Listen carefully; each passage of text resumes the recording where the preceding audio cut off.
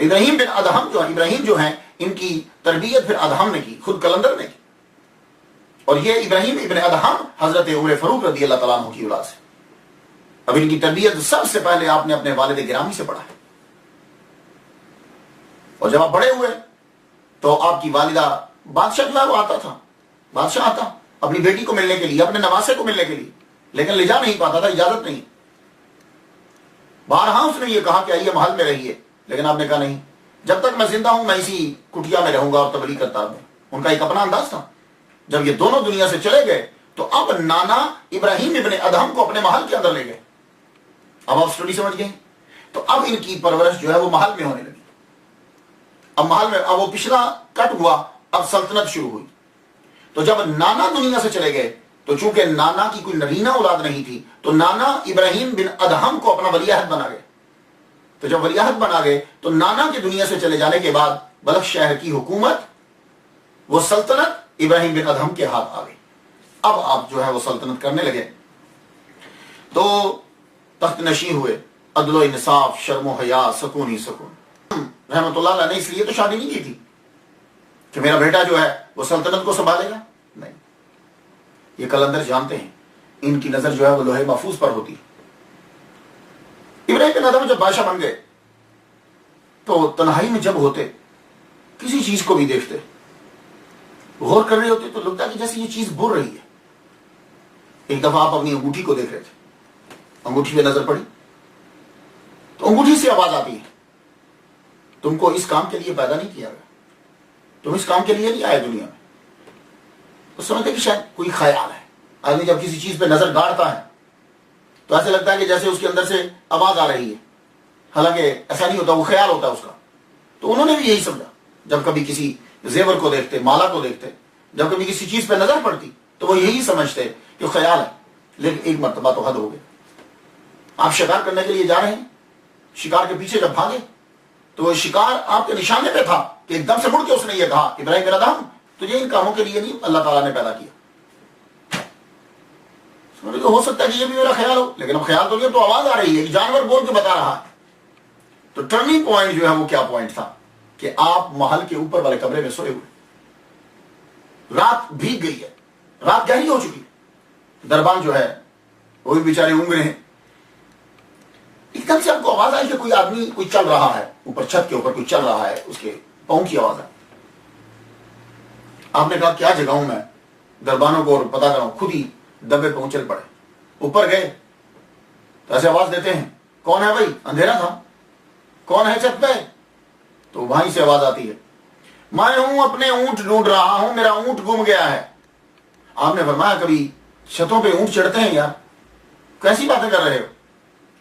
میں نے کہا اگر چھت پر اونٹ نہیں ملتے تو پھر یہ محل میں تخت و تاج میں تصوف و خدا بھی نہیں ملتا. پھر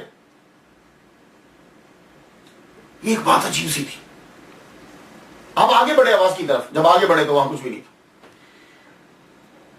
کہ اگر چھت پر اونٹ نہیں ہوتے نا تو پھر یہ مال و دولت میں دنیا کے اندر پھر خدا بھی نہیں ملتا. یہ تھا آخری پوائنٹ. اب صبح ہوئی، دربار لگایا. بڑی عجیب سی کیفیت، بڑی عجیب سی کیفیت. یہ رات کا واقعہ کیا تھا یار؟ مسلسل چوٹ پہ چوٹ ہے، بار بار کہ اس چیز سے، اس سے ہٹو. اب دربار جب لگایا تو دربار بھی شروع بھی نہیں ہوا ہے، کلندر صاحب آ گئے. پھر کلندر، اور بالکل وہ یاد تازہ ہو گئی جیسے ان کے والد گرامی داخل ہوئے تھے. وہ کلندر آئے، آتے سیدھے ہی ابراہیم بن ادہم کے سامنے کھڑے ہو اور یوں تخت لگا ہوا ہے، ایسے ایسے دیکھنے لگے. کیا دیکھ رہے ہو؟ میں آیا تھا کہ کچھ عرصہ قیام کرتا یہاں، لیکن میں دیکھ رہا ہوں کہ یہ رہائش کی جگہ نہیں ہے، یہ تو سرائے ہے، ان ہے یہاں تو بڑی جلدی سے نکلنا پڑے گا. کہا بادشاہ، کیا کلندر کیسی باتیں کر رہے ہو؟ یہ دربار ہے، بادشاہ بیٹھے ہوئے ہیں، تم اس کو سرائے کہہ رہے ہو؟ کہنے لگے اچھا. تو ابراہیم بن ادہم سے مخاطب ہو کہنے لگے کہ آپ سے پہلے کون تھے؟ کہنے لگے مجھ سے پہلے میرے نانا، ان سے پہلے ان کے ابا، اس سے پہلے ان کے ابا. اچھا تو پھر بادشاہ سلامت یہ بتاؤ کہ اس کے علاوہ سرائے کس کو کہتے ہیں؟ سرائے اسی کو تو کہتے ہیں کہ جہاں آئے تھوڑی دیر قیام کرے اور چلے جائے. بس اتنا جملہ کہا، کلندر غائب. اس کے بعد ابراہیم بن ادہم جو ہیں وہ وہاں سے اٹھ پڑے. آپ نے سب کچھ چھوڑ دیا، اتارا سا جو چیزیں تھیں جس سے بادشاہت کی بو آتی تھی سب کی سب چیزیں اتار کے آپ نیشا پور چلے گئے.